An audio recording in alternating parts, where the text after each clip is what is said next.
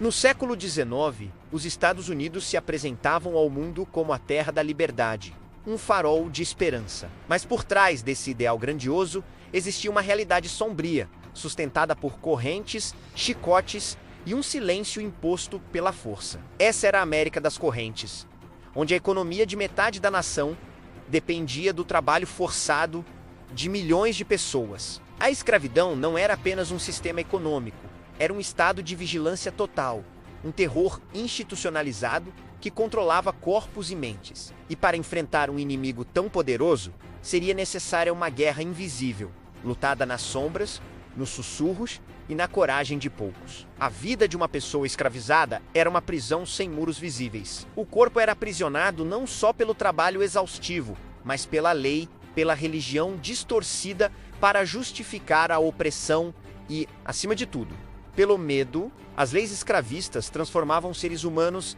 em propriedade, negando-lhes qualquer direito básico. Caçadores de recompensas, conhecidos como patrulheiros, eram a polícia informal do sistema, sempre à espreita, prontos para capturar qualquer um que ousasse sonhar com a liberdade. As punições por tentativa de fuga eram brutais e exemplares, projetadas para aterrorizar não apenas o indivíduo, mas toda a comunidade. E para piorar, o ato do escravo fugitivo de 1850 transformou o país inteiro num campo de caça, obrigando até mesmo os cidadãos dos Estados Livres a participarem da captura. A fuga era tratada como um crime grave, e a ajuda, fosse um prato de comida ou um esconderijo, era considerada traição à nação. Num mundo assim, como a esperança poderia sobreviver? Diante de um sistema que esmagava qualquer rebelião aberta, surgiu algo mais sutil, mais inteligente e infinitamente mais perigoso: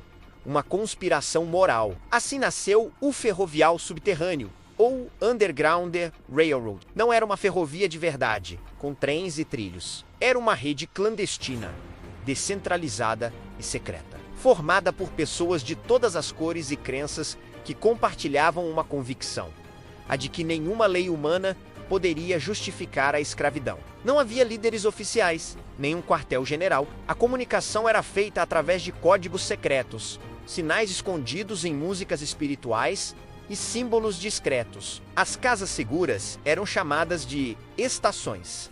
Seus donos, os chefes de estação, e aqueles que guiavam os fugitivos pelas rotas perigosas, eram os condutores. Era uma ferrovia sem trilhos, uma organização sem sede, uma guerra sem um exército formal. Era uma teia de resistência tecida com fios de coragem e desobediência civil. E no coração dessa teia Muvandosei, como uma sombra determinada, estava uma mulher extraordinária, Harriet Tubman. Nascida Araminta-Ros, ela conheceu a brutalidade da escravidão desde a infância. Um ferimento grave na cabeça, causado por um peso de metal atirado por um feitor, deixou-a com dores crônicas, desmaios e visões proféticas pelo resto da vida. Para Harriet, essas visões eram mensagens divinas, guias espirituais em sua jornada. Em 1849, ao saber que seria vendida e separada de sua família, ela tomou uma decisão que mudaria a história. Ela fugiu sozinha, guiada pela Estrela do Norte. Ela viajou quase 150 quilômetros até a liberdade na Filadélfia. Mas ao chegar, uma constatação a atingiu: a liberdade não tinha o mesmo sabor sem sua família. E então, Harriet Tubman tomou uma decisão radical, quase impensável. Ela decidiu voltar. Ela poderia ter vivido livre e segura, mas escolheu ser perigosa. Escolheu se tornar uma condutora na ferrovia invisível. Harriet não voltou uma, mas cerca de 13 vezes ao território hostil do Sul. Cada viagem era uma missão suicida, uma jornada de centenas de quilômetros a pé, principalmente à noite, através de pântanos, rios e florestas. Ela usava a Estrela do Norte e o musgo nas árvores como bússola. Aprendeu as rotas, os esconderijos e os aliados ao longo do caminho. Suas estratégias eram geniais. Ela usava códigos musicais, como a canção Goldê, Moses, para sinalizar sua chegada ou alertar sobre perigos. Carregava disfarces e até um sonífero para acalmar bebês chorando e evitar que o grupo fosse descoberto.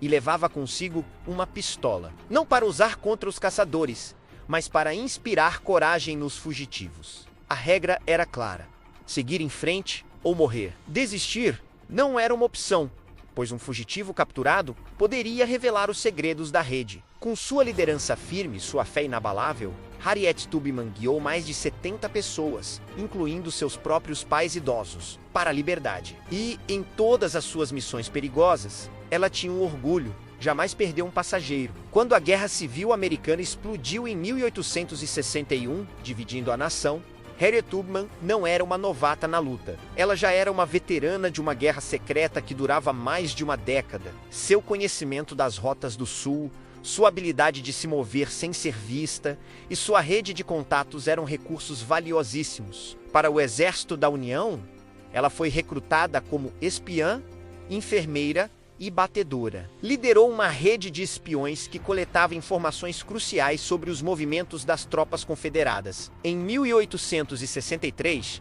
ela se tornou a primeira mulher na história dos Estados Unidos a liderar uma incursão militar armada. No ataque ao rio Combaí, na Carolina do Sul, ela guiou os navios da União por águas minadas, resultando na libertação de mais de 750 pessoas escravizadas em uma única noite. Harriet não estava mais apenas salvando indivíduos. Ela estava atacando o coração do sistema escravista, libertando em massa e enfraquecendo o inimigo em seu próprio território. Após o fim da guerra e a abolição da escravidão, a liberdade não trouxe a justiça imediata que tanto sonhavam. O racismo continuou, assumindo novas e perversas formas com as leis de segregação. Harriet Tubman, a heroína de guerra, enfrentou a pobreza e o esquecimento. Por décadas, ela lutou para receber uma pensão do governo por seus serviços militares, um reconhecimento que só veio no fim de sua vida. Mas ela nunca parou de lutar. Dedicou seus últimos anos ao ativismo pelos direitos civis